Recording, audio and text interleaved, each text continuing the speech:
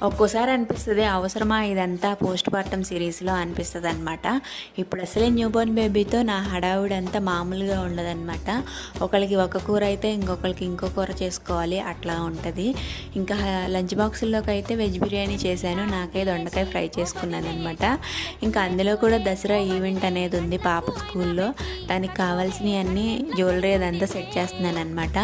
ఈ దసరా ఈవెంట్ అంటే ఇంకా అమ్మవారి గెటప్ కదా! మెయిన్‌గా ముక్కు పుడక ఉండాల్సిందే కదా! ఉంటేనే ఆ లుక్ వస్తుంది కదా, అందుకని చెప్పేసి తీసుకున్నామన్నమాట. ఎలా ఉంటుందో ఏంటో అని నేను పెట్టుకొని చూస్తున్నాను. మా పాప అయితే అస్సలు కోఆపరేట్ చేయట్లేదు. రేపు జ్యువెలరీ మొత్తం వేస్తే అసలు ఉంచుతుందో లేదో నాకైతే అర్థం కావట్లేదు అనమాట. ఇంత ముందంటే సింపుల్గా గోపికమ్మ అట్లాంటి గెటప్స్ అయితే వేసింది. ఇప్పుడైతే కొంచెం ఎక్కువగా వేస్తుందనమాట. అసలు ఎలా ఉంటుందో ఏంటో నాకేం అస్సలు అర్థం కావట్లేదు. కొంచెం కోఆపరేట్ చేస్తే బాగుంటుంది. ఈ ఈవెంట్ అయితే సక్సెస్ అవుతుందని.